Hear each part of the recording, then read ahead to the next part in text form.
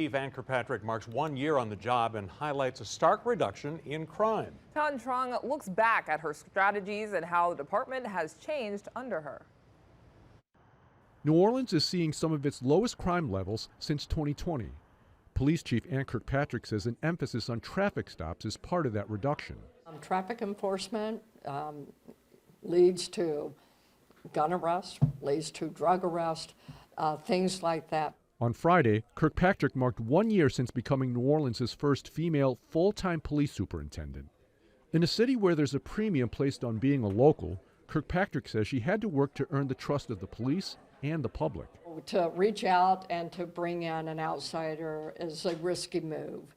And I'm grateful that the good Lord in my life opened the door to give me this opportunity. Since taking her post, Kirkpatrick says she's had 3 priorities: reduce crime, lift the NOPD from a long-standing federal consent decree, and recruit more officers. The last 2 are ongoing, but data shows Kirkpatrick is hitting on her top priority in reducing crime. She acknowledged she and the NOPD have not done it alone.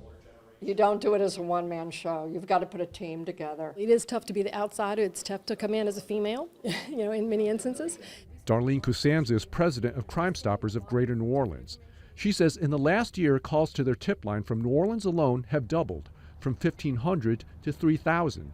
While she can't attribute that increase to the police chief, she says the NOPD has helped create a sense of safety where people are more willing to engage with law enforcement. So for us, I think it's a clear message that the community really wants to get involved. In New Orleans, the police chief is appointed.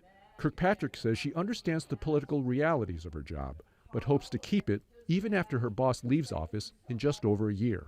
So whoever the next mayor is, I'd like to stay, by the way. The chief says the next police superintendent should be a, quote, insider. The public seems to be embracing Kirkpatrick.